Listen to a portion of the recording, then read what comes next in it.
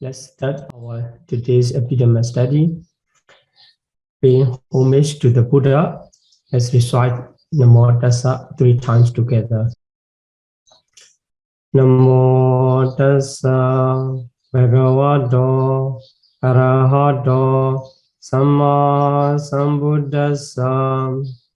Namo Tassa Bhagavato Arahato Samma Sambuddhassa.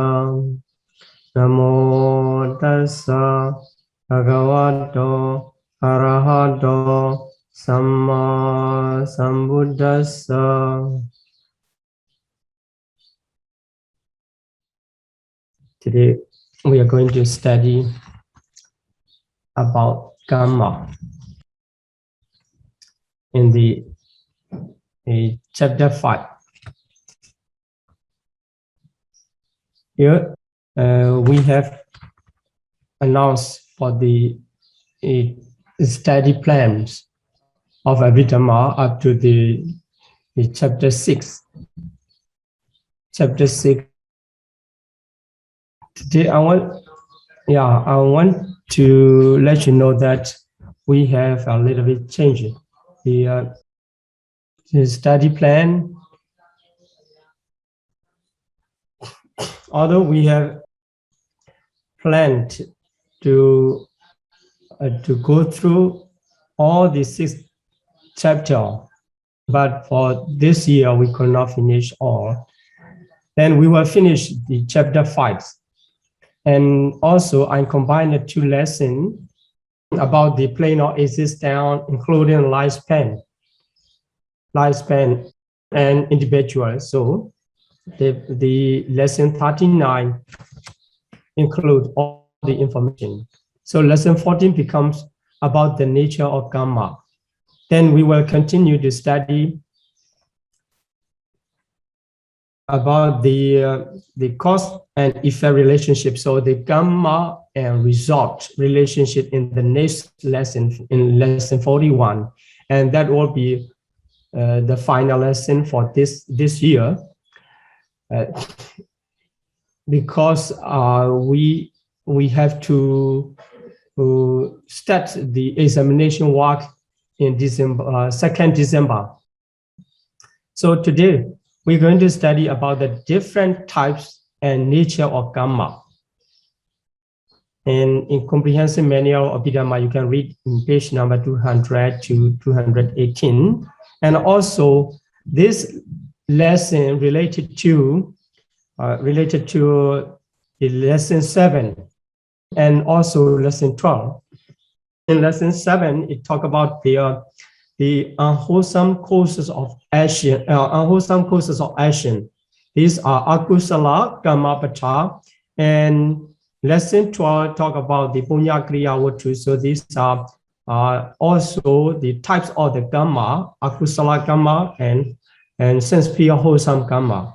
So you need to review lesson 7 and lesson 12. Okay, so today let's talk about the Kamma, how it is explained in the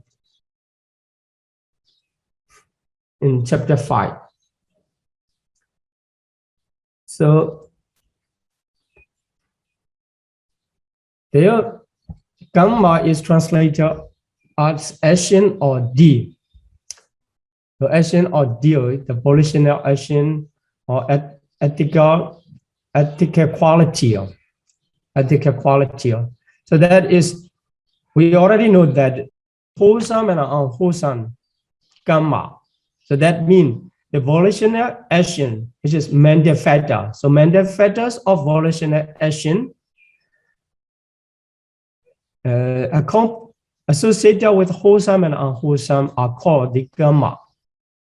But the mental factors are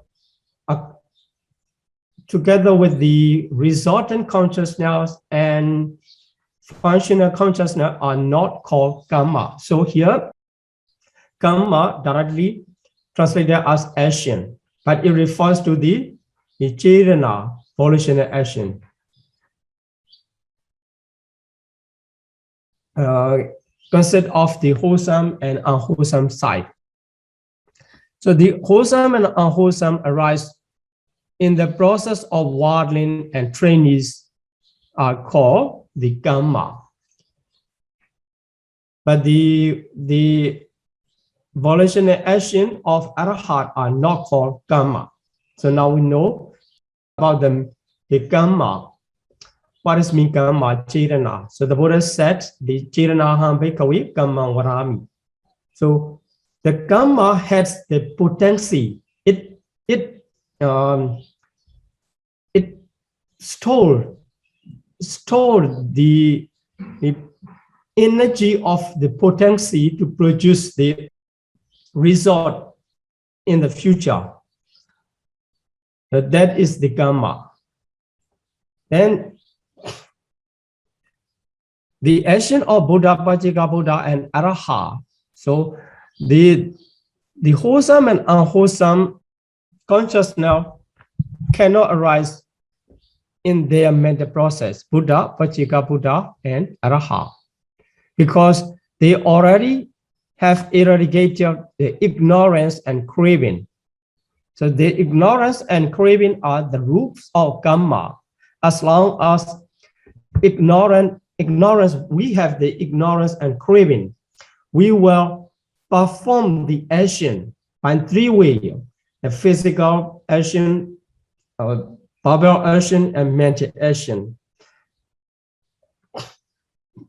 So the Buddha, Pajjika Buddha, and Arahat are also performing their action in three ways, same as we do. But they do not have the ignorance and craving. Those are the root of Kamma. Their actions are not called Kamma. And also, their action cannot produce any result. This is the difference between we, ordinary person, and the highest noble person of Buddha, Pajjika Buddha, and Arahat. So their actions are not denoted as Kamma, just very functional.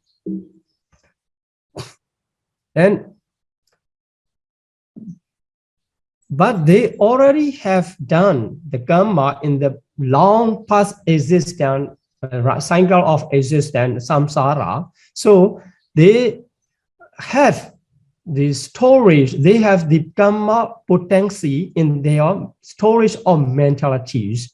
That is why they are bound to experience in the ripening of their past Kamma. So not the present Kamma. After the attainment of Arahata Magga, they have no more Kamma. But before the attainment of Arahata Magga, they have done so many different Kammas. So they are bound to experience. So they also have to experience the result of the Kamma, which is done in the past, in their past. So as long as their personalities in their precise way of expression, that is the five aggregates, as long as they have the five aggregate, they will be subject to the ripening Kamma, result of ripening Kamma. But when they, after passing away of Buddha, Pajjika Buddha, and Arahat, because they don't have any future existence, they will not be reborn in any life. So they escape from the bound of the Kamma and results.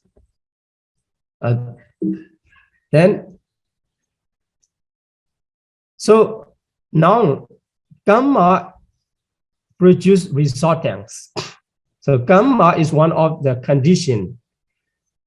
So Kamma produce resultant. Resultant refers to the state of consciousness and mental fetters. Consciousness and mental fetters. And a type of Kamma born materiality. So the mentality resultants can be included in the consciousness and mental factor. The materiality resultants are karma born matter related to the karma. So karma produce the resultant, mean the resultants are consciousness and mental factor in the mentality side and karma born matter. In this way, the karma and result. First of all, we have to understand what are the karma and what are the resultants.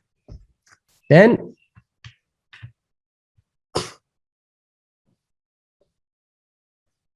so let's continue about the four types of karma as mentioned in chapter 5 of Abhidhamma Sangha.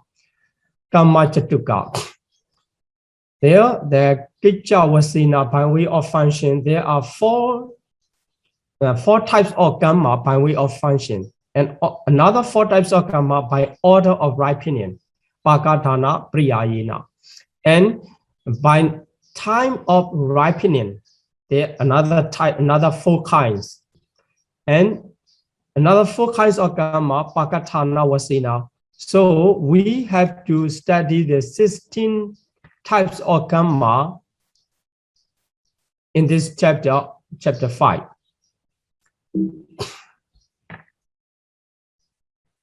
Okay, so what are the 4 kinds of karma by way of function? The first one is Janaka karma, productive karma, and Upatambaka karma, supportive karma, Upapilaka karma, obstructive karma, and Upaghataka karma, destructive karma. I make Pali spelling mistake where I share the PowerPoint slide to you.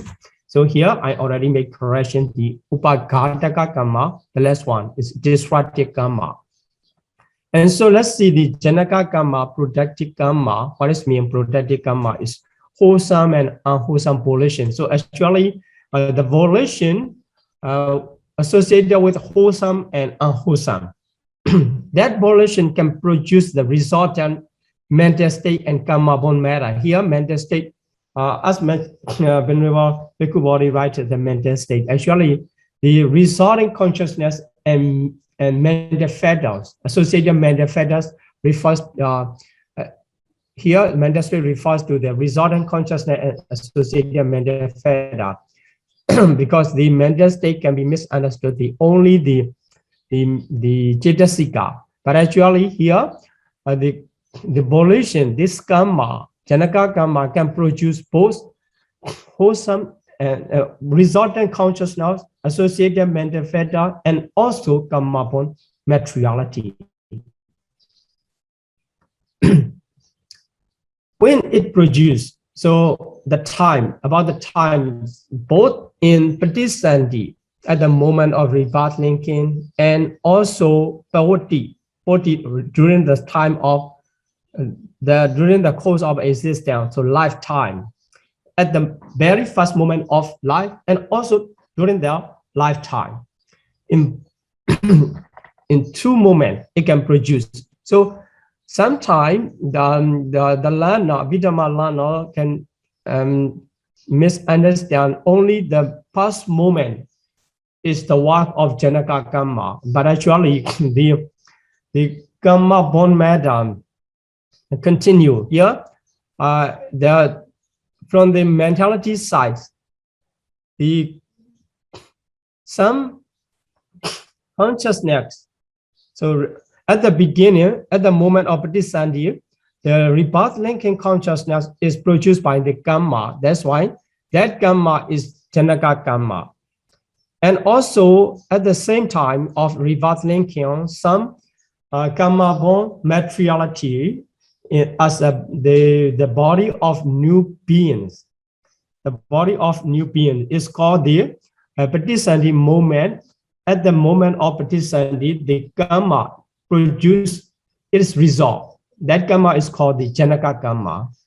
In other time, after the rebirth linking consciousness, it is called the lifetime or the Pavati during the course of existence. And during that time also, the productive karma can produce its resultant chitta.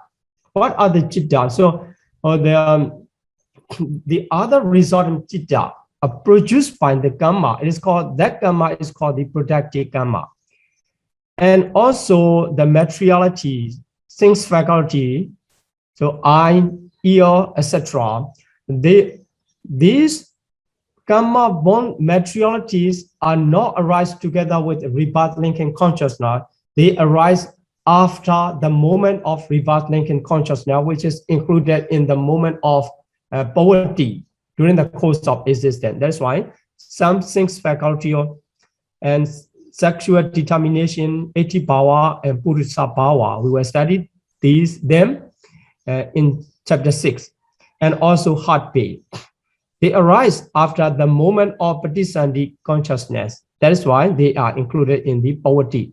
So we understand the productive Kamma can produce its result in both sides, in both time, the moment of the patisandhi and poverty. So for the rebirth linking moment, only a full course action, a full course of action. So the Kamma, which is called the Kamma Pata, that can produce the rebirth linking moment, rebirth linking consciousness. But the other wholesome and unwholesome Kamma, all other wholesome and unwholesome Kamma can produce the resultant during the course of existence. So in both times of patisandhi and poverty, they produce, but they are called the Janaka Kamma, productive Kamma, because they produce their result. Okay, so let's see another types of Kamma in first group. Upatambaka Kamma, this is called the Saputi Kamma. It cannot produce. The difference is the first one can produce itself, its result, but this second type of Kamma cannot produce its own result. So what it does, there supports, just supports the productive Kamma. So when the productive Kamma produce its result, and this second type just supports in two ways, by enabling to produce its result. So from the beginning, it supports, but it cannot produce itself. And in second way, reinforcing the continent of aggregates produced by another Kamma,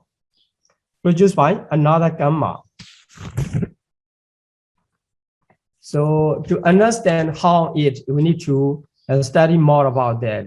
In the wholesome side, the productive Kamma produce the life in the beautiful plane of existence.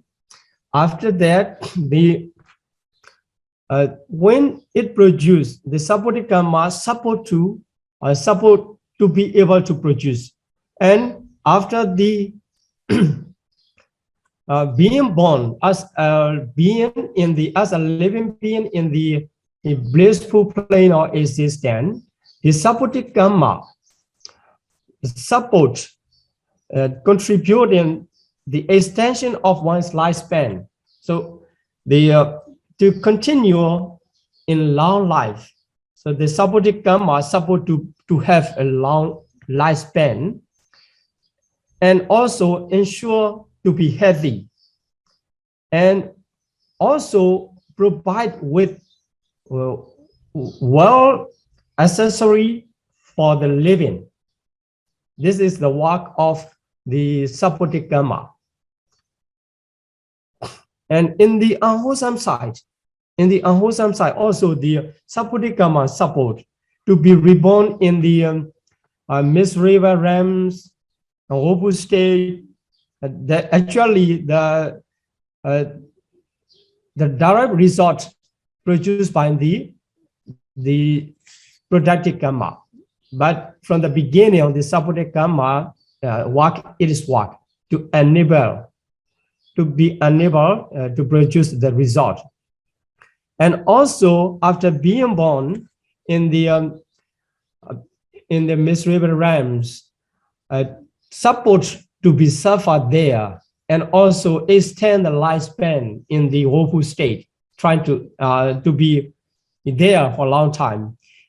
And also, if the Bhikkhu body explained that if the productive karma produce the results causing the disease in one person, then the supportive karma work preventing the effectiveness of the medicine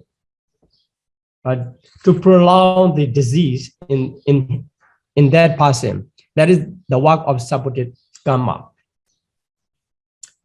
So this is how the second type of supportive karma work. So what is the third type? Upapilaka karma, obstructive karma. These types of karma also cannot produce its own result. Its own result. Upapilaka, the meaning of upapilaka is the obstructs or torture. So torture or disrupt to the other karma. So obstruct and frustrate some other karma. This also can be in both sides, good and bad.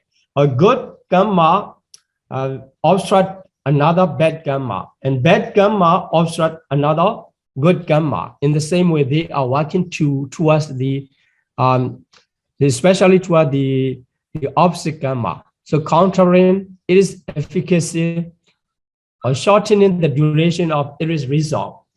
So this is how the third type of obstructive karma work. And the last type, upaghataka karma, the destructive karma. The supplants other weaker karma, so it cut off and prevent its perform from ripening and produce instead its own result. Here, the Bhikkhu body is explained in this way. So, upaghataka, the nature of upaghataka karma. So, you have to notice this.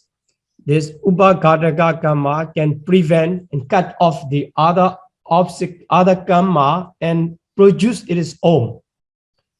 So now we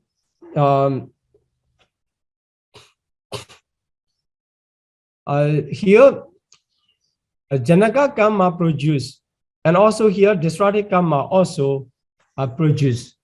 But in the Abhidhamma study, we need to notice the difference between productive karma and destructive karma. So Venerable Lady Siaro explained that these types of karma can cut off the efficacy of the sense faculty or sense faculty. So even the janaka karma produce our sense faculty and also ear faculty, etc. But if we have done in the past to be blind or to be deaf, that karma having taken the opportunity during the course of existence, the upaghataka karma, when it is ripened and it cut off the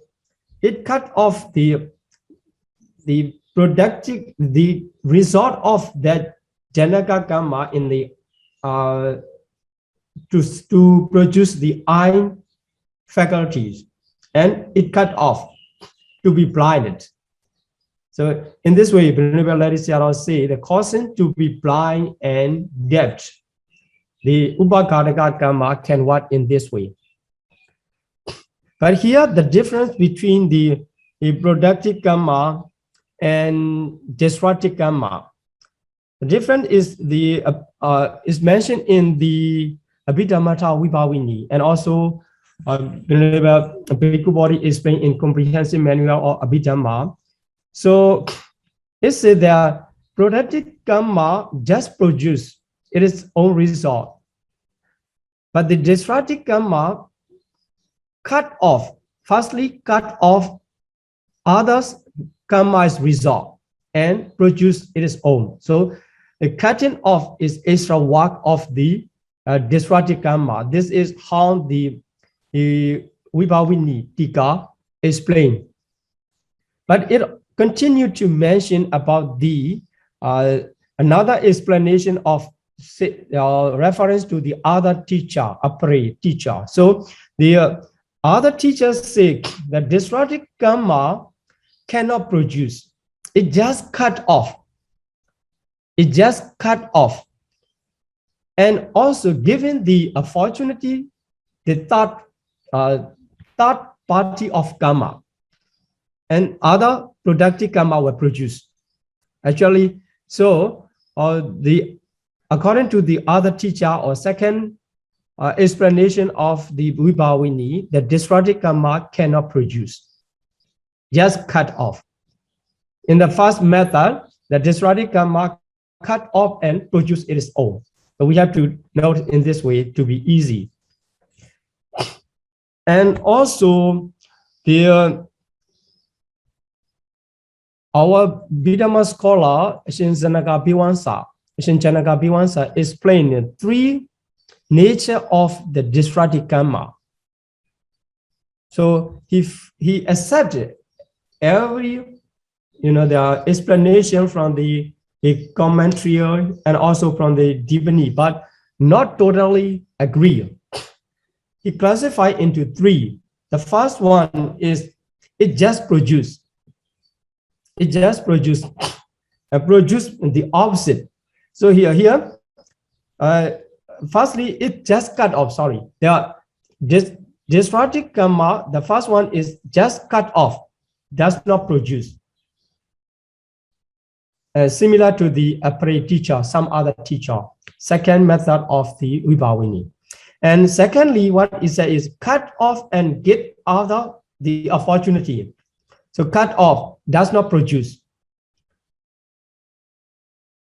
Just the first one is cut off. The second one is cut off and give others this opportunity, not giving the previous one again, not return to the previous karma, is handing the opportunity towards another third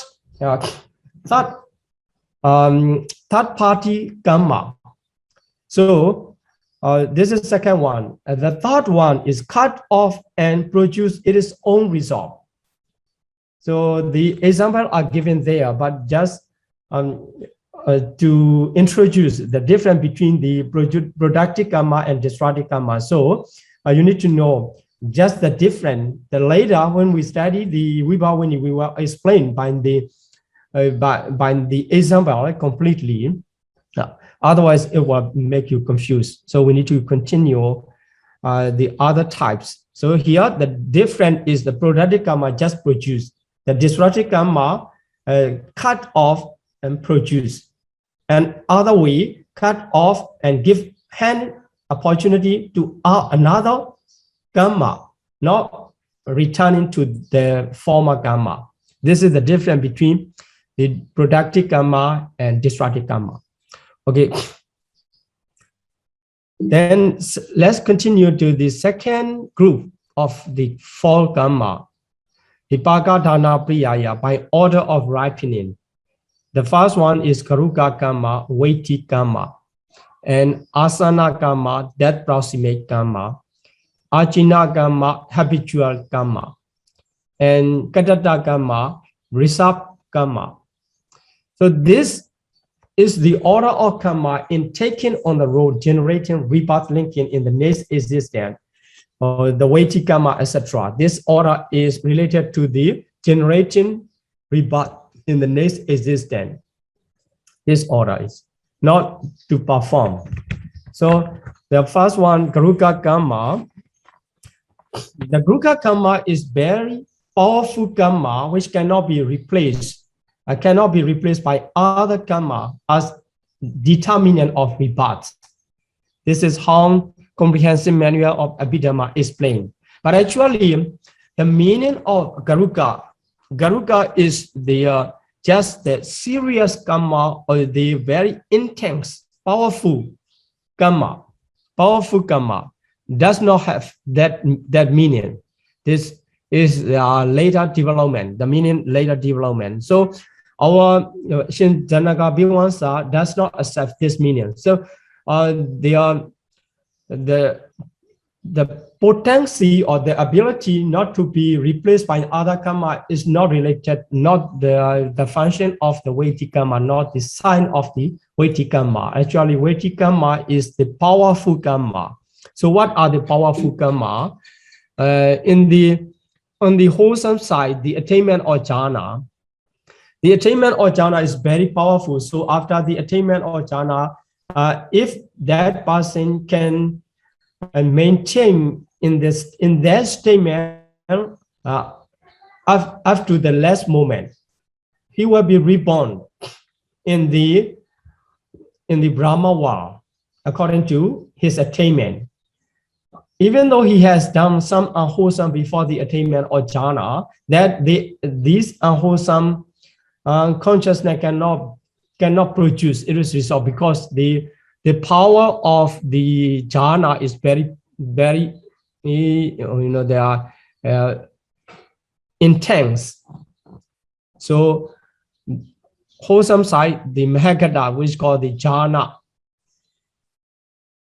karma. And on the unwholesome side, the 5 heinous crimes and the 5th round view, 5 heinous crimes are called the Paññādhikālaṅkāra karma. What are the Paññādhikālaṅkāra karma? Parasite, killing one's own father, matricide, killing one's own mother, and the most to arahat. They are the heinous crimes, and also the wanting of the Buddha, to the bleeding. So like the Devadatta has done, and maliciously creating a schism in Sangha, dividing the Sangha. These karma are 5 heinous crimes, and they are also the last one. The last one is the strongest one, the most powerful. And also, if we talk about that by the meaning, so cannot be replaced by the other karma. So if a person done 2 and more of the 5 heinous crime, kill mother and also killing father, to both. So what is a more powerful take place, and the other cannot run, cannot produce its result? It means the powerful one can take place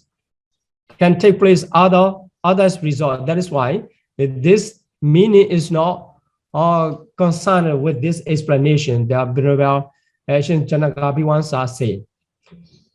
And also here, what is wrong view? Yeah, Natika deity rejecting the result. Aheduka deity rejecting the cause and effect, cause and result. And also Akriya deity rejecting the wholesome and unwholesome. So that also include, especially 5 heinous crimes are expressed as a Vedic karma, but although it is not mentioned in the ancient commentary and sub-commentary, a later time, the 5th round view are also considered as the Kruga karma, because it is sure if a person holding one of the 3 views, developing the idea and then make the determination, even the Buddha cannot make the straight again his view. And in that situation, he will be reborn in the woeful state. That is why that is called the Vedic karma. Okay, so these are the first type of second group. And let's continue to the second one, asana karma, that proximate karma. That is a potent karma, the potent karma, which also very powerful. A karma remembered near that moment, or which is performed shortly near that moment.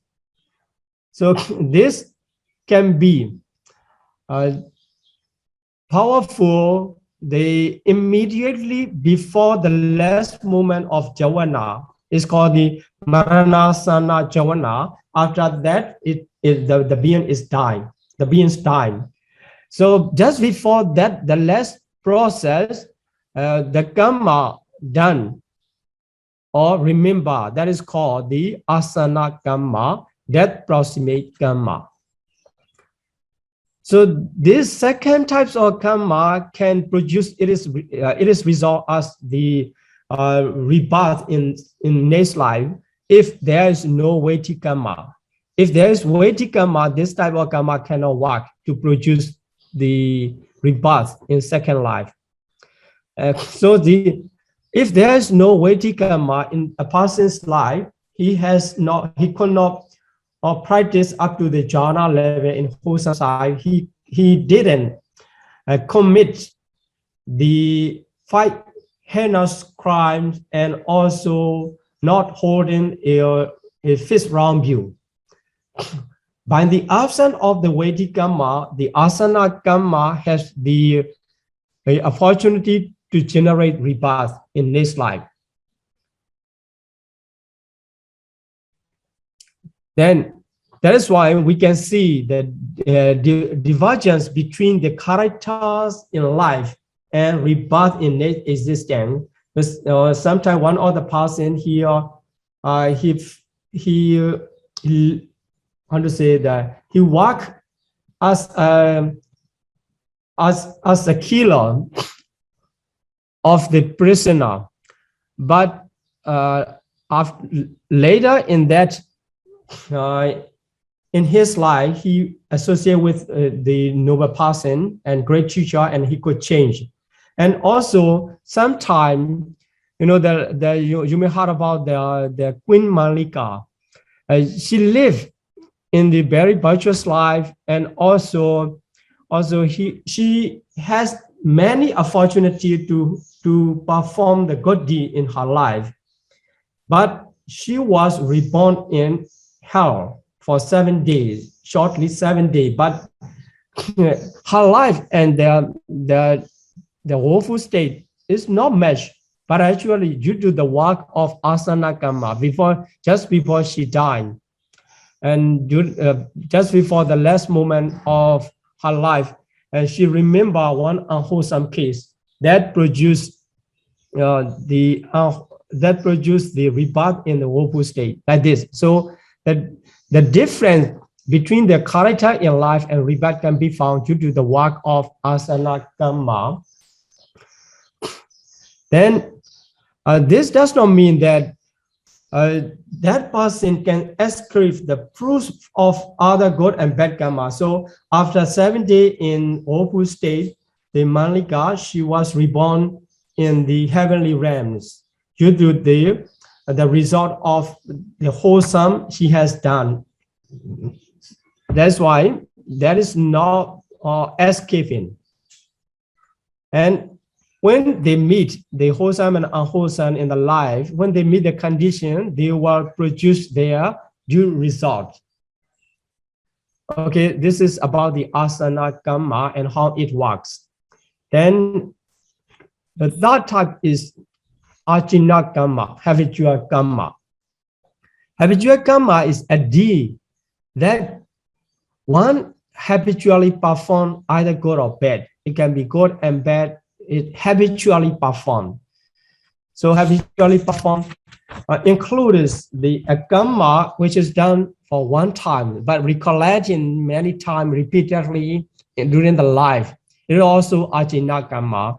It can be in both sides, good and bad. Sometimes that types of kamma there, one person committed one mistake, but repeating in the mind. It means they're performing in the mind again and again, repeatedly. That's why we have to know how to live in the life to accumulate the wholesome karma.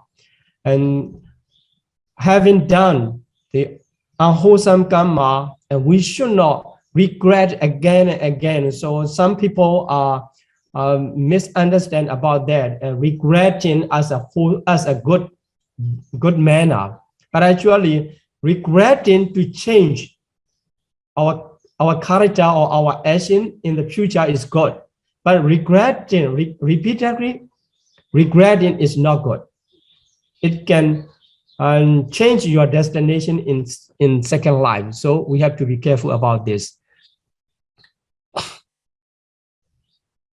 And in the absence of Vedic Kamma or the potent death proximate Kamma, the former two Kamma, this can generate its rebirth in second life. That's why we have to be careful about this. If we don't have the Garuka Kamma or Asana Kamma, this can be the cause of our next rebirth. Okay, so let's continue about the Katata Kamma, the last one of second group. Katata Kamma, reserve Kamma. Is any other deeds not included in the former three, not Garuka Kamma and not the Asana Kamma and not Achina Kamma. The other indifferent Kammas not relation to the former three types in our life. We have done many times, many Kamma, not to the Vedic Kamma, not near that moment, and it is not included, not considered as the habitual Kamma, but we have done a good and bad Kamma during our life. They are called the Katata Kamma. And also the potent enough, there's enough powerful to take the role of generating rebirth. So if there is no the former three types, if there are former three types, they will take role to produce rebirth. But by the absence of these three, or this type of Kamma also can produce the rebirth in one's life. Okay, so the former three Kammas are related to the present life. The Venerable Sayadaw Ashin Janaka Bhiwansa explained that the former three kinds of the Vedic Kamma and death proximate Kamma and habitual Kamma are performed in the present life, and they work in second life to produce the rebirth. But it will continue for the result during the course of existence. Then this Katata Kamma, the last one, included both present life and the past life Kamma. So this can continue to produce any result, any rebirth. So Venerable Sayadaw Ashin Janaka Bhiwansa reminded that to be careful about our Kamma in the present life, because the Kamma in the present life is very important to determine for the next destination, because the former threes are done in this present life. So if we have done any of these three, they will take place to produce our next destination.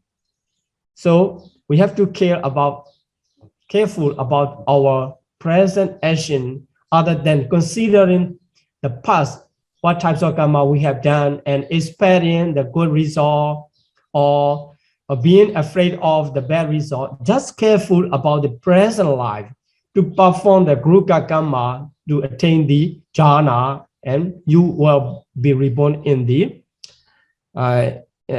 Brahma world. And also, if you have done even the near death moment, you can perform the wholesome deed, which can be the cause of the heavenly rebirth in the next life. So you will be surely reborn in the second life as a deva. And also, you can perform a good action to be habit, come into your habit. So habitual to be habitual Kamma, then that can take place. That's why only the Katata Kamma is included the past life. So the first former three representing the present Kamma. So the present life is very important to determine your next destination. Okay, so this is the one of the benefits of studying Abhidhamma. And okay, let's continue to the third group. So the third group, Data Dhamma Viraniya Kamma, immediately effective Kamma, Upapacha Viraniya Kamma, subsequently effective Kamma, Aprapriya Viraniya Kamma, indefinitely effective Kamma, Hosi Kamma, defined Kamma. So let's continue to study one after another. The first one is immediately effective Kamma. It is result in the same existence in this life, in the same existence. So if it cannot produce the result in this life, in the same existence, it becomes defined, so it cannot produce anymore. And this type of Kamma can be understood at the moment of the first jhana. So among the 7 jhana in the process, good and bad, the first moment, we already discussed this several times. So in the first jhana moment, they are considered the jhana. So that jhana performed to produce the result in the same existence. That is called the Data Dhamma Viraniya Kamma. It is the weakest of all because it's just new one without any support by the same types. So very weak, weakest of all 7. So this can produce only this existence. If cannot, due to the prevention from the other side, it becomes defined, so cannot produce the result.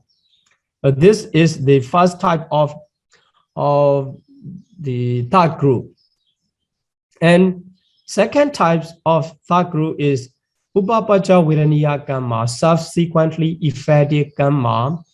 So it is result in the immediately following existence. So the second life, in the second life, is produced, it is resolved, both in the rebirth or during the course of existence. So otherwise it becomes defined, so expire, it's time period. And this Kamma refers to the Chetana in the last jhana or 7th jhana. This is the second weakest of all. The second weakest because it is due to the less, because it is the last one, due to the end, close to the end, become the second weakest. Although it gets the support of the former Kamma, it cannot produce, it cannot, how to say, it cannot preserve its potency to generate the result. It cannot preserve or it cannot maintain its potency to produce the result for a long time. That is why it comes out in second life and try to give its result. If the condition is, if it cannot support, it cannot produce in second life, become expire. So it is due to the second weakest, not very strong. Okay, let's continue the strongest one, the Aprapriya Kamma. This can start, it is result, generating it is result from the second future existence. So here, second future existence mean the thoughts from the life, and this life, second, after that, the second future existence, third life, to onwards up to the last moment of the samsara. So as long as one live in the samsara, this can continue. So this type is very powerful. The most, this is the stronger Kamma to maintain its potency. It is potency, karmic potency. So it never defines so long as the round of rebirth continues. So the beings live in the round of rebirth. It never defines. It will follow around the samsara. So it becomes defined only when a person attains the final Prinibbana. So after the Prinibbana, there is no more life to produce. So no one can escape, even the Buddha and Arahant can escape from the experiencing the result indefinitely effective Kamma, which is called the Aparapriya Vedaniya Kamma, the following. So after being the Buddha, also the Buddha suffer by the backache, etc. Or Arahant, even the Arahant, the Believer Mahamokkala now was killed by the robbers, group of robbers. In this way, these are the work of the Aparapriya Vedaniya Kamma. And in the ultimate reality, it refers to the Chetana at the moment of fight, intermediate Javana moment, the middle fight. So the first one, Dhamma Vedaniya, the second, and the last one, Upapacha Vedaniya for the second life. And the middle fight, the fight Chetana can follow, can keep their potency for a long time up to the end of samsara. So being stronger, it can generate indefinitely effective kammas following along the samsara. So this is the third type.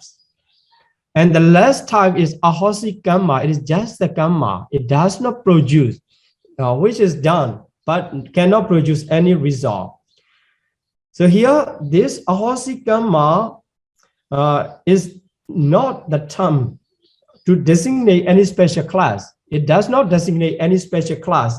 It related to all types of kamma due to the ripening,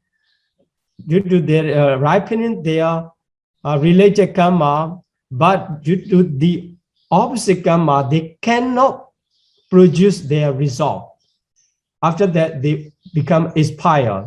For example, the Dhamma Vedaniya Kamma, Ahosam Kamma cannot produce its result because of the opposite condition. And after that, it becomes defunct. The second type also, if cannot produce in the second existence, and from the third existence, it becomes defunct. And the last one, the third one, it continued along the samsara, but if a person take the final persons away, Prinibbana, Arahant, after being Arahant, all the kamma accumulated along the samsara, not producing their result, waiting for, their opportunity becomes defunct at the moment, after the moment of final persons away. So they take the final nibbana, no more suffering, no more cause and effect relationship. This is, they all are called the ahosi kamma. So this ahosi kamma can relate to all former trees when they get expired. Okay, that is the third group. Let's continue to the last group or fourth group. And here their page number is 206. It should be 206.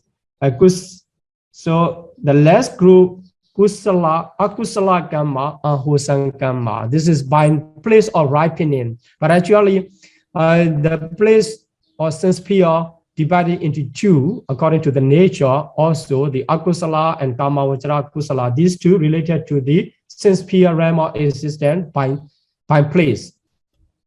Then the third one, rupa vachara kusala kamma. There is no akusala kamma in the five material sphere state. And arupa vachara wholesome kamma. Immaterial sphere, wholesome kamma. Okay, so akusala kamma we already studied. So in this case, we refers to the to the lesson 7. Unwholesome course of action, akusala kamma pata. The 3 bodily action, panadipada, adinadana, kamitumichasara. And the 4 verbal action, musawara, pisunawacha, prusawacha, sampaplapavacha.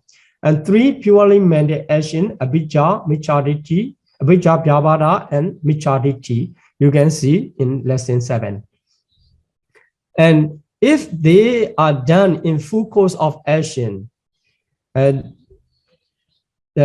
becomes the kamma which has the potency to produce the rebirth. So the full course of kamma can produce. So it means for the panadipada, if a person kills, sometimes the victim die. Sometimes the victim does not die. From his side, he trying to commit that. If the victim die, his kamma becomes the full course of kamma. If the victim is not dying due to his effort, his action, is dying by the other's action. So it is not the full course of kamma. If the kamma becomes the full course of kamma, it can produce to generate the rebirth. Otherwise, it cannot produce the rebirth. So this is the unwholesome side. Then in the kamma vachara kusala, second one, the sense pure wholesome kamma also divided into 3 by 3 ways of performing. And these are kusala kamma pata. This is the opposite of the former group, the panadipada, viramani, adinadana, viramani, etc. The avoiding from 10 unwholesome course of kamma, akusala kamma. These are kamma vachara kusala kamma. On the other hand, it is mentioned there by way of 10 punya kriya vatu, 10 based on meritorious deed. This led by the dana, giving, sila, virtue, and bhavana, meditation. But if we enumerate, there are 10 bases of meritorious deed. So whenever you perform, a person perform 10 wholesome kamma, panadipada, viramani, etc. Also, they are the sense pure wholesome kamma. And also, if that person perform any of 10 bases of meritorious deed, that also sense pure wholesome kamma. This is second type. So they are mentioned, but we don't need to repeat it, and you can review the lesson 12 for the wholesome kamma, and also the cause of the full course of kamma also already mentioned. So although they are mentioned in the Abhidhamma Sangha in chapter 5, we already study to complete the understanding. That is why we don't need to repeat it. Then this is second type. So the first and second, these 2 types of kamma arising from 12 unwholesome consciousness and 8 great wholesome consciousness. They all are called the kamma vachara kamma, sense pure kamma, wholesome and unwholesome. But it enumerates in 2, as 2, akusala and kusala by their nature, difference of their nature. Then the third one in 4th group is rupa vachara kusala kamma, 5 materials pure wholesome. So here we have to notice this rupa vachara wholesome kamma is only mano kamma, is pure mental action. We cannot perform these types of kamma by bodily or verbal. So we have to practice in our mind. So the meditation, through the meditation, this can be attained. Jhana can be attained through the meditation. That's why this is only mano kamma. So we cannot complete that attainment of the 5 material sphere wholesome by physically or verbally. Just need to meditate mentally. So mentally, promoting our mental condition up to the jhana level, the practice of meditation, that we are performing the rupa vachara kusala kamma, or another one arupa vachara kusala kamma. So here this rupa vachara kusala kamma are related to the meditation and reach to the absorption level, and also it is divided into 5. You already understand the 5 types of rupa vachara kamma: Pratami jhana, Dutiya jhana, etc. So 5-4 by destination of jhana, distinction of 5 jhana factors. So due to the jhana factor, vitaka, vichara, piti, sukha, ekagata.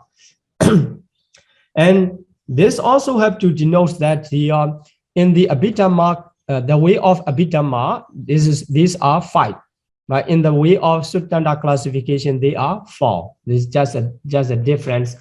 Second jhana, in case of second jhana and third jhana. Okay, so the last one, the arupa vachara kusala kamma, immaterial pure wholesome. This also only manokamma, immaterial pure also, purely mental action. But this only 4 types, classified into 4, a distinction of the object, not the distinction of the jhana factor. Here the jhana factor only choose ekagata and upekha and ekagata only 2. That's why this immaterial pure classified into 4 due to the distinction of the objects. So agasana jayarana, etc. We already mentioned that. So arupa vachara kusala, the attainment up to the level of immaterial pure wholesome. So here now we understand that the 5 rupa vachara wholesome and 4 arupa vachara wholesome. But each wholesome jhana chitta generate rebirth in the 5 material and immaterial realm that correspond with its own level. So it is own level. So if the person attain the 1st jhana, he will be reborn in the 1st jhana. And 2nd and 3rd jhana, he will be reborn in 2nd jhana. And if he attain the 4th jhana, he will be reborn in 3rd jhana realms. And if he attain the 5th jhana of the rupa vachara, he will be reborn in the 4th jhana realm. We already discussed, and then if you cannot understand that, and you need to review that the lesson and related lesson.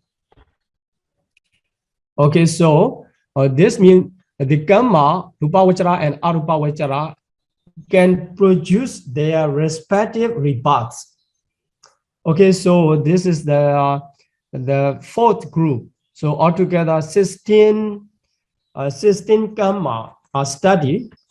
But now we have to understand the type of sincere wholesome Kamma before we continue to explain the relationship between the Kamma and rebirth. So the next lesson will explain about the Kamma and rebirth, how the Kamma produce the rebirth, and types of the rebirth and types of the Kamma. We were trying to explain about the relationship between these 2. And before we continue, and I want to explain about the types of the sincere wholesome Kamma. And here, by way of its capacity to produce result into 2 grade, and low grade and high grade. So let's see. The first one is Tihetuka Okata, triple rooted superior. So Okata is superior. And Tihetuka triple rooted, the wholesome Kamma. And Tihetuka Omaka, triple rooted. Tihetuka is triple rooted. Omaka is inferior. So here, Okata superior and Omaka inferior.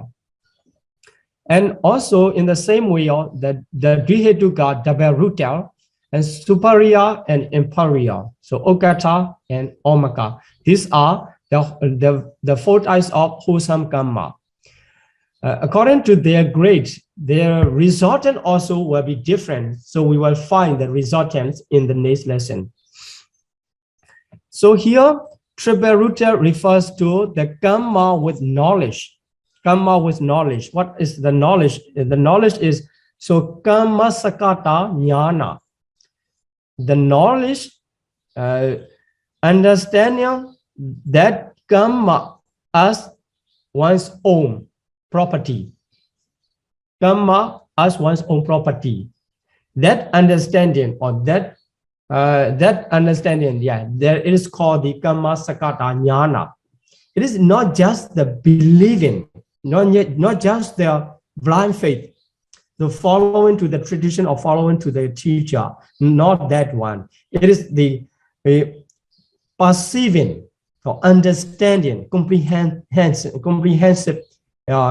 understanding. That is, that must be knowledge, because it is called the Kamma Sakata Jnana. It is expressed by the word jnana. So Kamma Sakata Jnana. And also another type is Vipassana Jnana, understanding everything changing the nature, according to the nature of conditional phenomena, everything under the changing. So impermanence, suffering, and non-self. This type of knowledge is called the insight knowledge. So by true knowledge, we can decide whether it is Dihetuka or Drihetuka. By the absence of this true knowledge, that is called Drihetuka, without knowledge. So whenever we perform the wholesome Kamma, we have to care about to be with knowledge, Dihetuka, because the result is different, superior grade and inferior grade. We expect for the superior grade. Okay, so in the unwholesome side, we cannot divide it into Okata or Omaka, etc. And we can just divide it there. Some Kamma can produce the rebirth, and some Kamma cannot produce the rebirth, just the result in the lifetime. So the Kamma, unwholesome Kamma, so the Kamma, the related to the consciousness rooted in delusion and accompanied by restlessness. So here, Odacha Sahagata consciousness. It is very weak. The weakest of all unwholesome, it cannot produce the rebirth, any rebirth. It can just produce the result during the lifetime. But another 11. So here other 11 except the restlessness. 11 unwholesome Kamma can generate the rebirth linking. So we can get the two groups. The Odacha, restlessness, cannot produce rebirth, just produce the result in the lifespan during the lifetime. And the other 11 can produce both rebirth linking and also the result during the course of existence too. So in this way, we can classify into 4 to the sense pure wholesome Kamma, and unwholesome Kamma can be divided into 2. So now in this lesson, we have studied the 16 types of Kamma in 4 groups, and also classify the sense pure wholesome into 4 and unwholesome into 2. And so trying to understand these all types of Kamma in this lesson, and in the next lesson we will continue how they produce the result in Patisandhi moment and then Poti moment. Okay, so I'm going to stop here my explanation about the Kamma as a lesson 14, and let's continue to the Q&A session. Sadhu, sadhu, sadhu.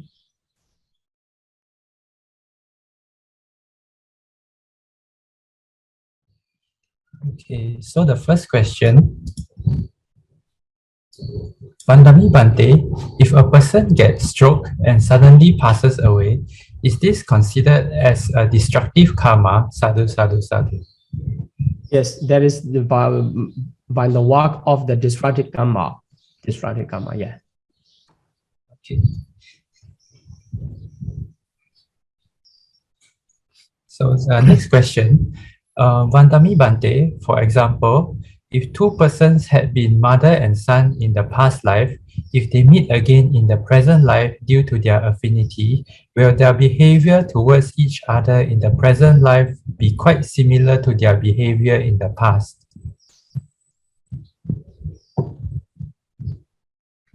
You can do question 1 first. So, okay, so what does mean that? So in the past life, they had been mother and son. And then in this life, if they meet again, will their behavior towards each other be the same as their past life?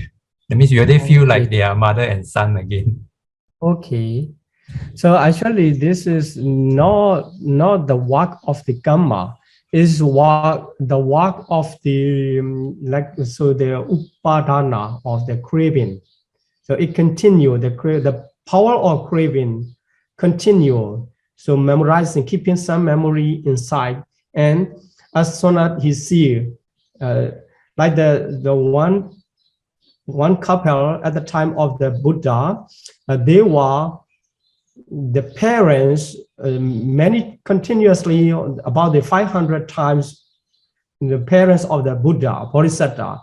That is why as soon as they see the Buddha, they regard the Buddha as their son, as their own son. So this is because of the passion, or we can say their passion of the work of the craving, upadana, working of the upadana, not the working of the Kamma. Okay. Yeah, so the next question, sometimes when we may meet some new friends in our life, we may especially like a person or we may especially dislike a person naturally. For example, we may meet some Dharma teachers and we may like to listen to and trust their teachings immediately.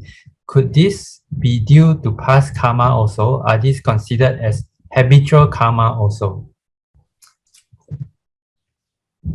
Actually, it can be in two ways. But if you, according to the word, naturally, if you say the naturally become in first sight or in first time meeting, it naturally that feeling come out. It is due to the past karma, not actually past already. We cannot say that is not only the karma. So the nature of the power of the affection on that. So there are two reasons mentioned in the Pali literature to feel in that way. Sometimes we feel this. So the family or we feel the friendship. Then sometimes we dislike automatically. It can be the work of the past existence, the feeling or the craving or hatred like this. So they also carried by the karma potency, that nature allow the karma potency carry that nature too. So that is, we can say that due to the past condition. And sometimes after listening one time or two times or develop the feeling, good feeling or bad feeling, that is due to their present attitude, thinking about this is beneficial to me, or this is harm beautiful like this. So developing the kindness toward them, or kindness or affection like this. And on the other hand, developing, it is not like my view, or contrary to my understanding or something like this. It caused to my disadvantage like this. Considering that is related, one develop hatred feeling, to say with hatred, that is due to the present attitude. So it can be in both sides. But if naturally feeling come off by the first time or like this. It is due to the past mental power or past karma. You can say the past karma. Okay.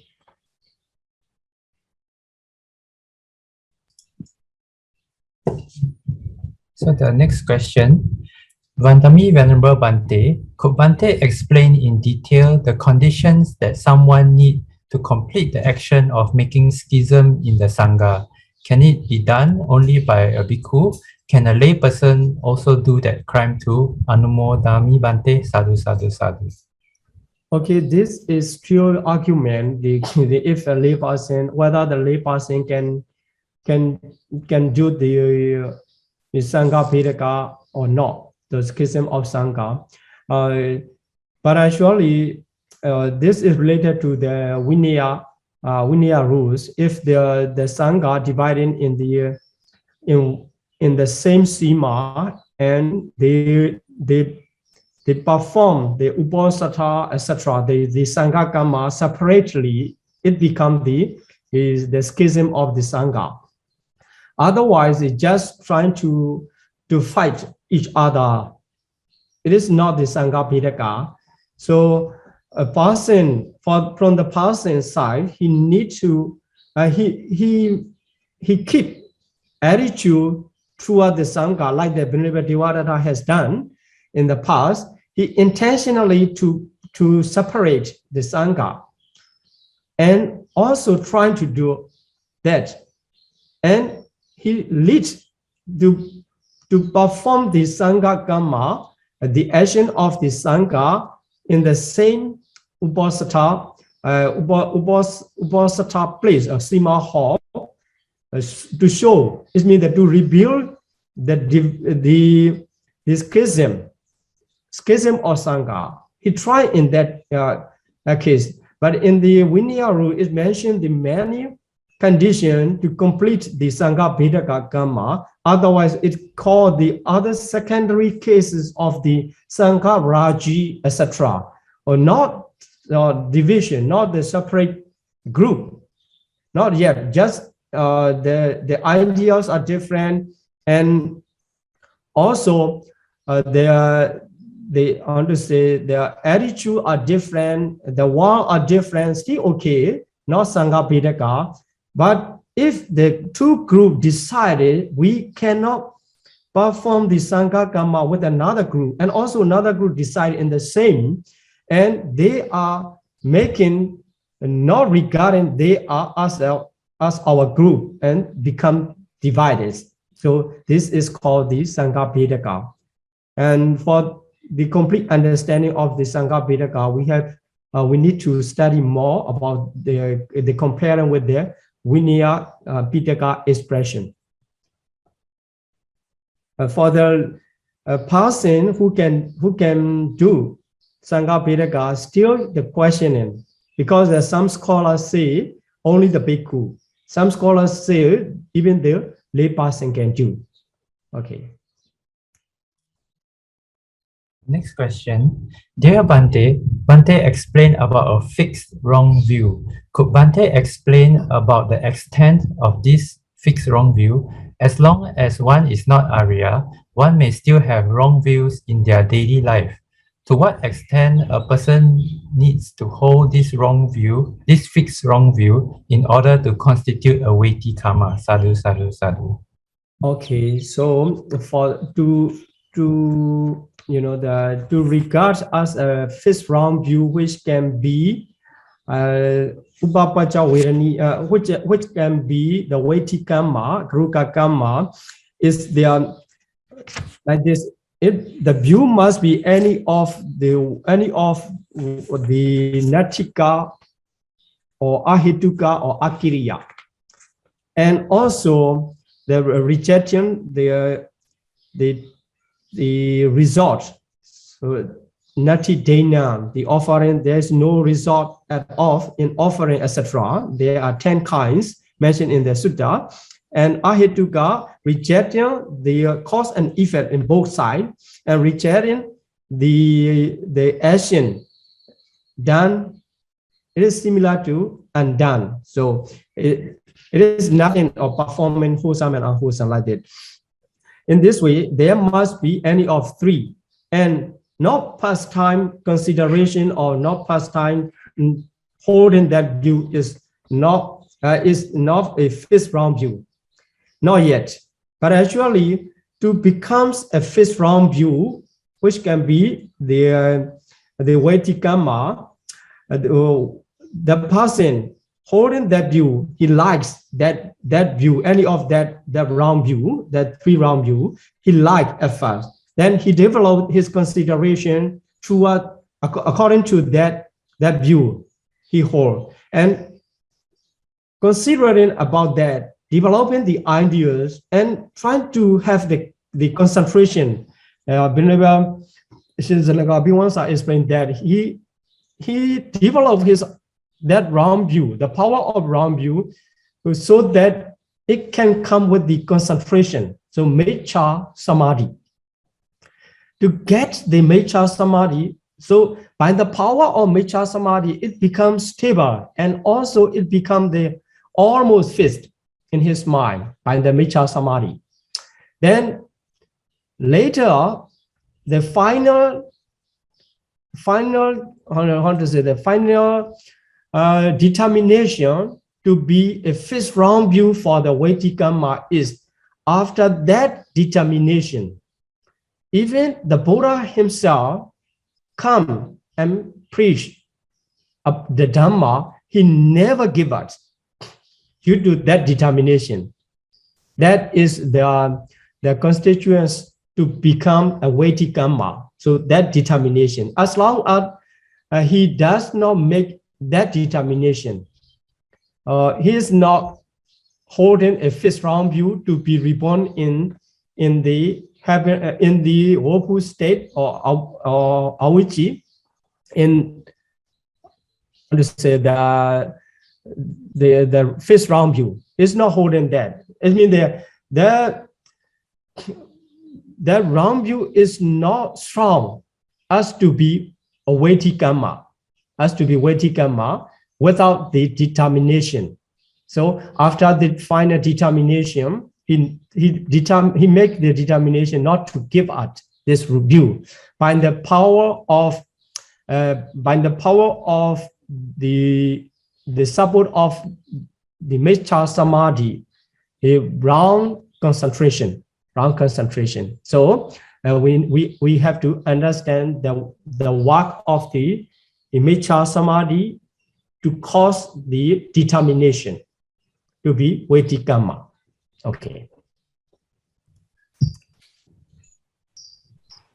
Sadhu.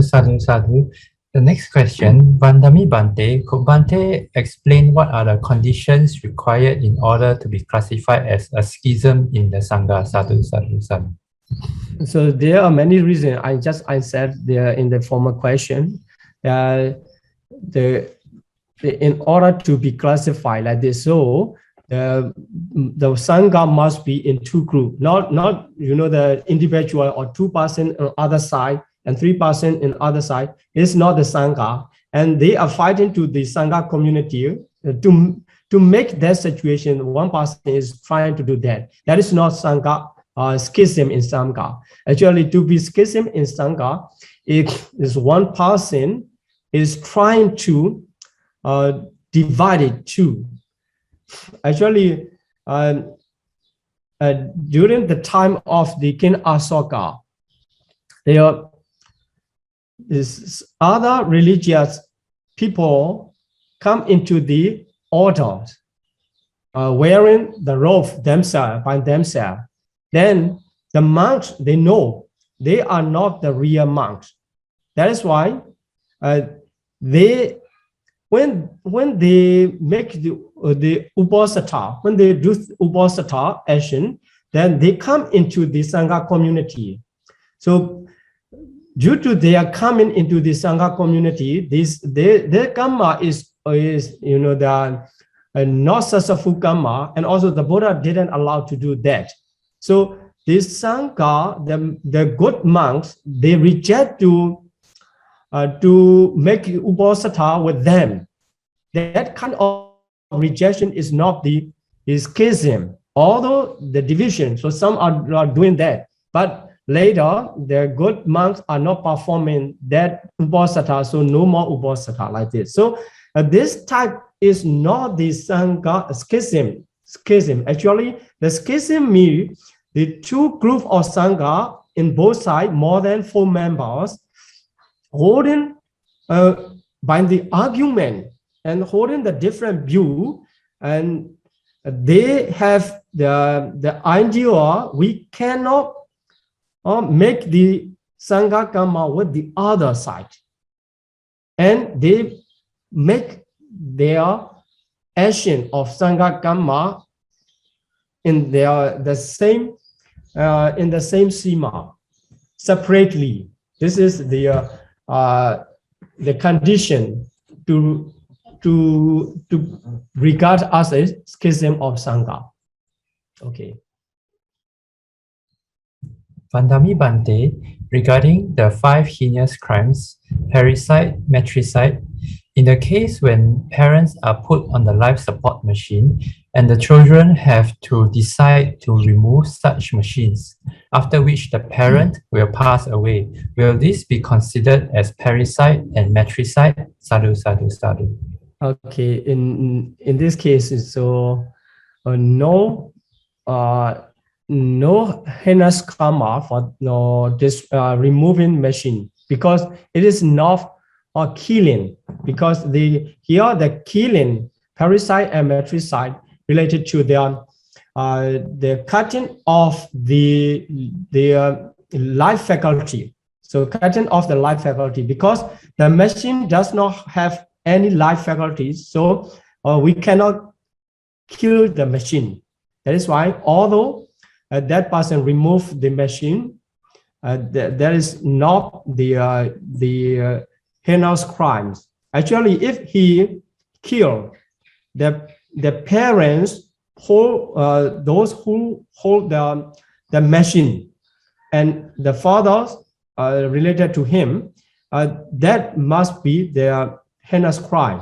So not to the machine. The parents are the human, not the machine. Okay. Dear Bante, if a person is due to die soon, by performing some good karma or by doing life releasing, for example, releasing some birds, fishes, etc., will this support to the person to live longer? We always hear say, for example, a Sayadaw can extend his life after doing more Dharma teachings. Is these sayings correct? Sadhu, sadhu, sadhu. Yes, that is okay. So this is the good, the good knowledge you have heard about that, performing a good deed before near that moment, actually. So near that moment in Myanmar, it is very popular. If a person is severely sick due to the illness, it is uncertain moments of the life come to the end.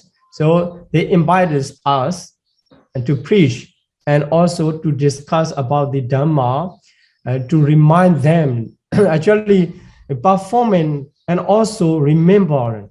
So remembering, both can apply into that Kamma. So if we remind, if you cannot invite a man and you just can remind what he has done, he or she has done in the past, a good deed. So regarding that good deed, let's talk about this and how beautiful and how beneficial and how reliable like this, the goodness of the Kamma. If we can recollect, also apply that. And also if we can perform by ourselves, offering or releasing birth, etc., any good deed can be applied into this case. So believing that we can manage our Kamma. So as I mentioned that the former 3 types are done in the present life. So Gruka Kamma, Achina Kamma, Guruka Kamma, and Asana Kamma, Ajina Kamma. So during the lifetime, if we are healthy and we can perform to try, we can practice to try to be Guruka Kamma or Ajina Kamma. But now we are not healthy and we are in bed to do any disease. At the moment, we cannot perform to be Guruka Kamma or Ajina Kamma. At that time, we have to consider we can die any times. Before I'm dying, there must be the process connected to the wholesome events, connected to the wholesome event. So the full time, we have to work full times, working to be, to keep the wholesome process. Then if there is no Guruka Kamma, then we can be reborn in the heavenly realm. If we can keep maintaining that situation of wholesome before we die. So it is very important. So everybody have to face the time, the situation near that moment. So if you encounter that situation, please don't be afraid of being, how to say that, don't be afraid of death, and just try to face up and manage your mind to be in the wholesome side all the times. You know, this is very important. The lifetime, all that you may think there during a lifetime, the many important events, or to see the Siaro is very important, to listen the Dhamma is very important, to attend the class is very important like this, and also to find the world or to be healthy is very important. So the most important thing is to keep the wholesome period of times near that moment, because it can determine your next destination. You know, if you are lucky that like Malika Devi, Queen Malika, is okay, you know, that just 7 days and are reborn in the heavenly realm. If you are not lucky that like that, and if a person reborn in the animal realms, to survive in the animal realms, many animals, they are fighting like this. So committing, because they don't have any knowledge about the wholesome and unwholesome, and they will die in their normal life, then reborn in the awful state again. And that is why to be reborn in the human realm is very difficult, very difficult. So especially animal to the man, human is more difficult than many times. So now we are human. We have a knowledge to consider about the result of wholesome and unwholesome. That is why if you encounter the near death moment, so the most important thing is not to live long, not to escape, just to keep the wholesome state of mental process. You have to remember this, and you have to try to be reborn in the better destination. So if you reborn as a Deva and you have an opportunity to listen the Dhamma, still, even though the Buddha Sasana is not in the human realm and it can be Deva realms, they will be continue to talk about the Dhamma. So in my point of view, if we are healthy, we have to practice to attain the jhana, mega, phala. And also we have to live with the ajina kamma, the habitual good kamma. And if you are not being well, and the most important thing is just to keep the wholesome mental process continuously, unless you are asleep. Okay, so now I wish to emphasize how important the asana kamma. So we must be careful about the asana kamma as much as we can to be reborn in the better life. Okay. Bandami Bante, Talking about asanaka karma also depends on chutti chitta. Could it be possible that someone during accident or other death method not rebirth in apaya bhumi? Anumodami bante sadhu sadhu sadhu. Okay, so this also in this during the accident also, the person is thinking about just before the accident, he's thinking about something wholesome or unwholesome. That can be, if he just killed by accident, not changing much. Then if the other Gruka Kamma have done, it cannot apply. If there is no Gruka Kamma, the Asana Kamma is very powerful. So if he is considering to be, there are sometimes, we live not to say this is the Kamma or like this. This is the powerful Kamma or like this. So if he is recollecting about the Buddha, there's some people when they are traveling and then they try to develop the recollection of the Buddha, etc., to be as a kind of meditation. So for that person, that recollection can be the asana kamma. And some are thinking about, they're playing music, enjoying and developing the hatred towards his enemy or like this. So that also can be asana kamma, to be reborn in the woeful state. So that's why, if considering we can die in any moment, so we have to keep a good mental condition in our mind throughout the life. That maybe if we are developing our anger towards at that moment, also we can die. So if we die at that moment, by the work of asana kamma, okay, we can reborn in the woeful state. That is why, considering impermanent nature of the life, anytime I can die, and we have to perform the wholesome, at least mental action. So if we can do the physical or verbal action, we have to do. At least we wholesome mental action we have to perform, considering about the impermanent nature of the life. Anytime we can die. This is called the anicca sanya. So if you consider life is impermanent, anytime I can die, this is anicca sanya, and also marananusati. Even that way of consideration is wholesome. If you are not, unless you are not afraid for that. Okay, so during accident, also the asana kamma applying. Sometimes, that if our mind is not concentrated to perform any wholesome or unwholesome, to concentrate on that by the uddhacca, that many times our mind is occupied by the work of restlessness, uddhacca.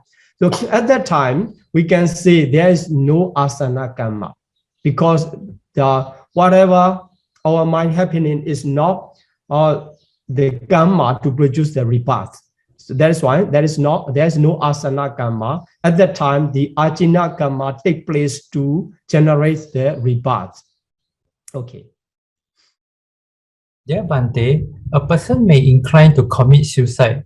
Is this due to past habitual karma? What is the reason? In the modern world, many people have depression problem. Could this be due to habits also? Sadhu, sadhu, sadhu. Yes. One Jataka mentioned that about the goats recollecting his past existence, what he had done, and then due to the result like this. So by that hints, the many people believe in that the committing suicide is caused by the past habitual karma. Actually, most of the time, the present condition are powerful, more powerful than the past habitual karma. So I cannot say exactly there's no work of the past habitual karma, because I cannot identify by the the test or by the knowledge. Actually, if we consider about the situation who commit the suicide, so he or she already have the present condition, to enough present condition to commit that manner of suicide. So in my understanding, the past karma is habitual past karma is a rare case. The work of habitual past karma is a rare case. The most commonly, the present condition are the cause to commit the suicide for many people. That's why it can be due to both past and present condition. But the present condition is more important.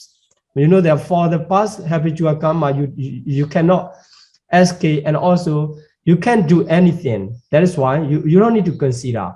Now, what we can manage is the present condition due to the present condition. So I emphasize on the present problem, present condition.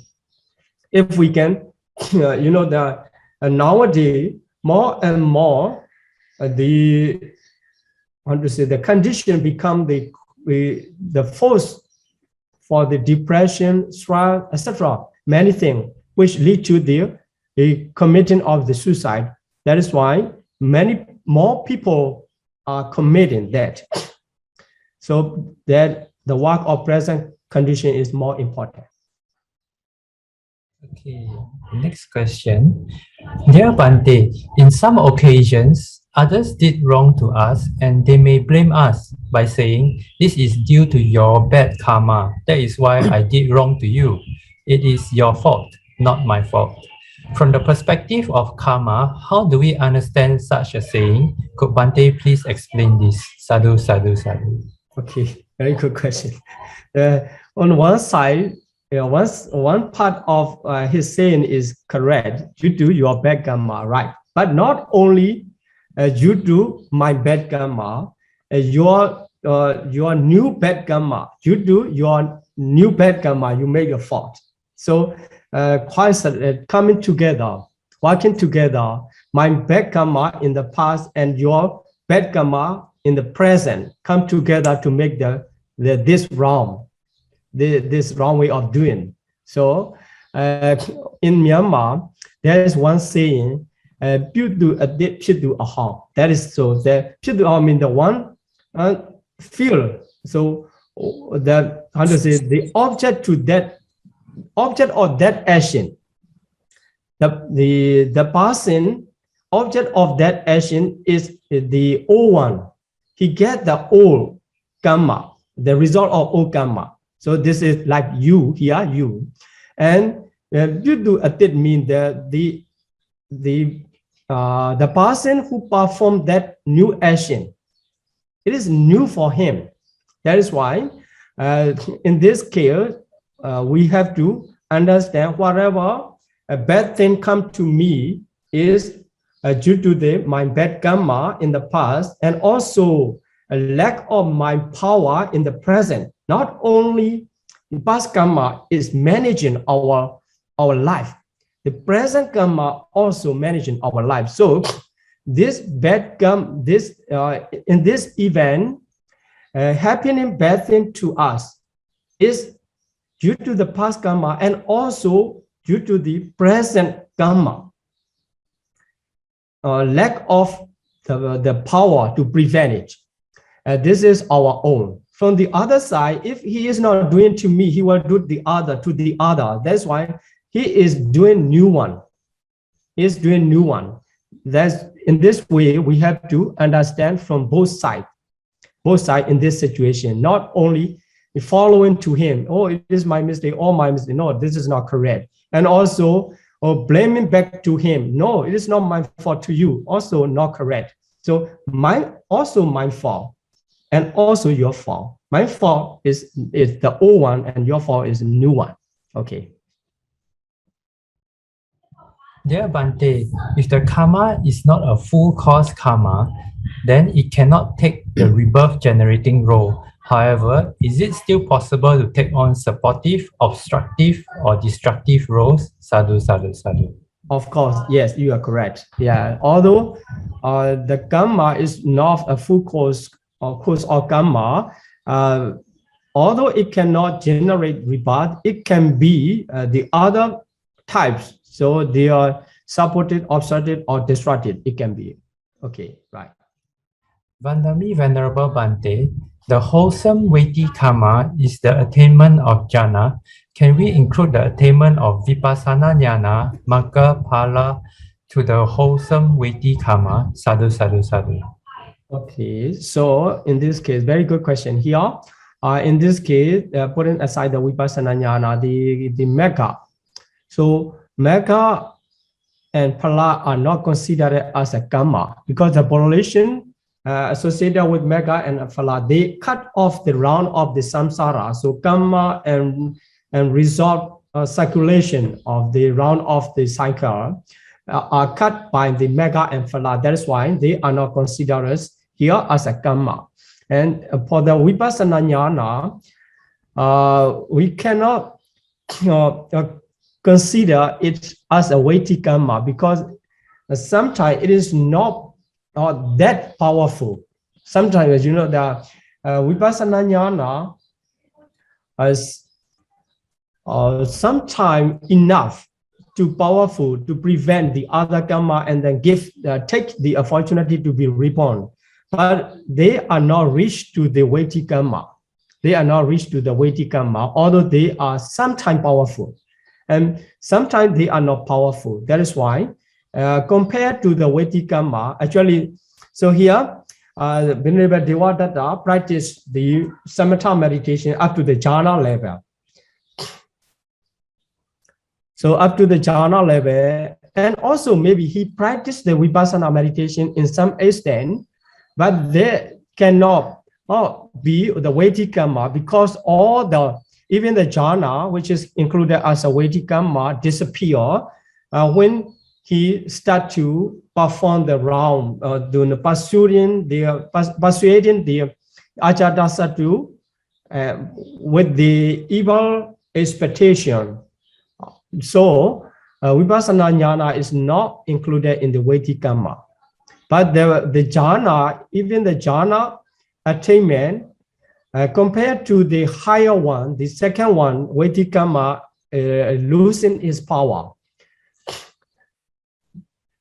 Also, the attainment of the jhana must be, we want to say that, maintain it to the near-death moment, up to the near-death moment, to regard as a weighty karma. If he lost during the lifetime, like a Venerable Devadatta, they are not the power, they don't have the power of weighty karma.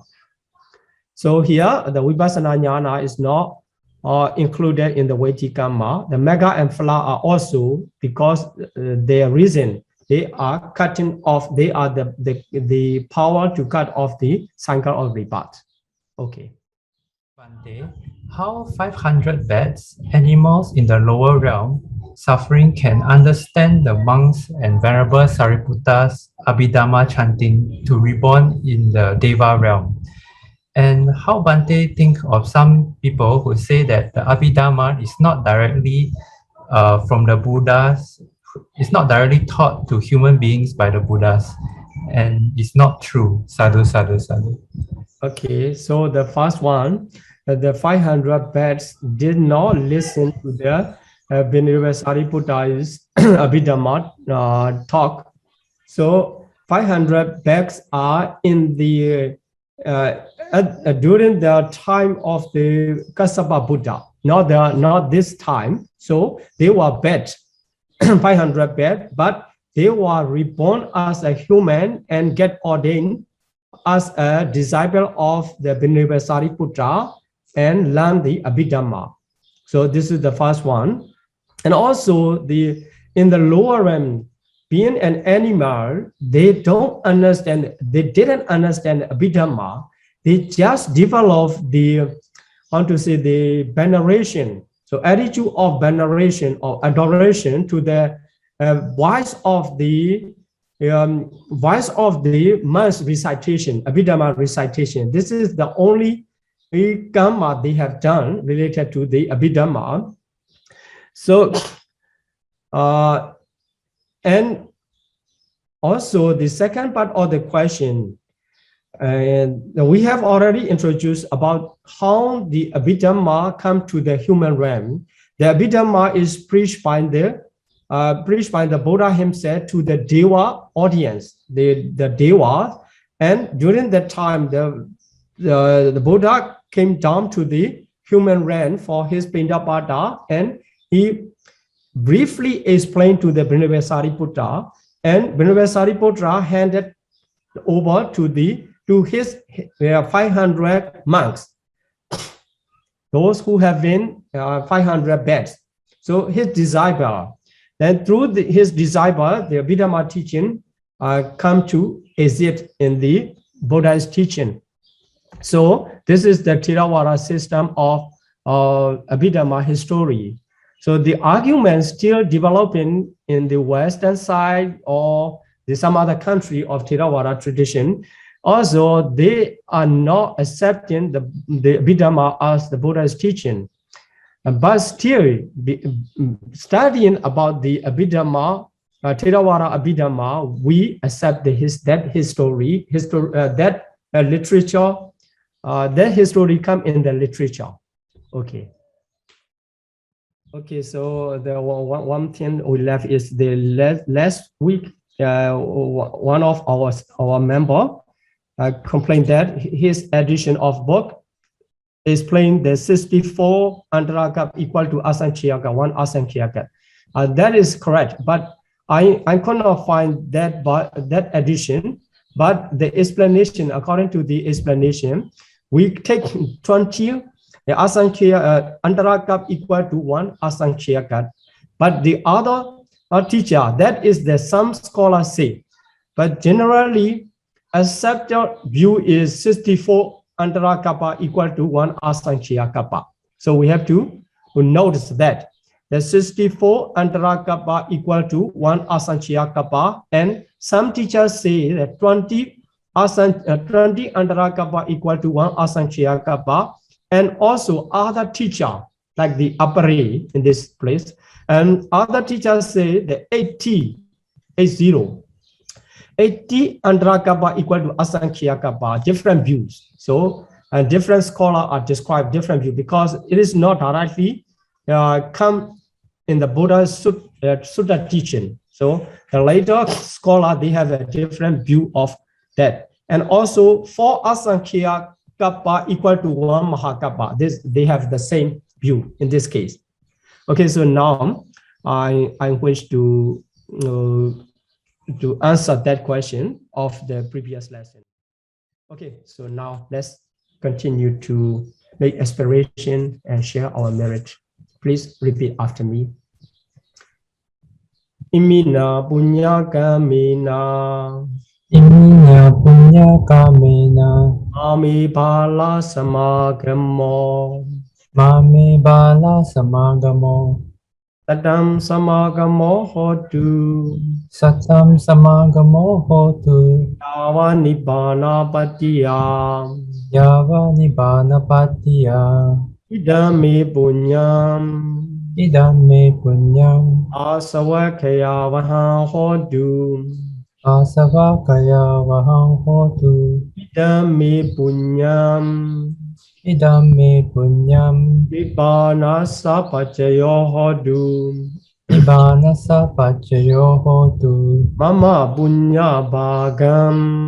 Mama punya bhagam. Sabha satanam bhajimi.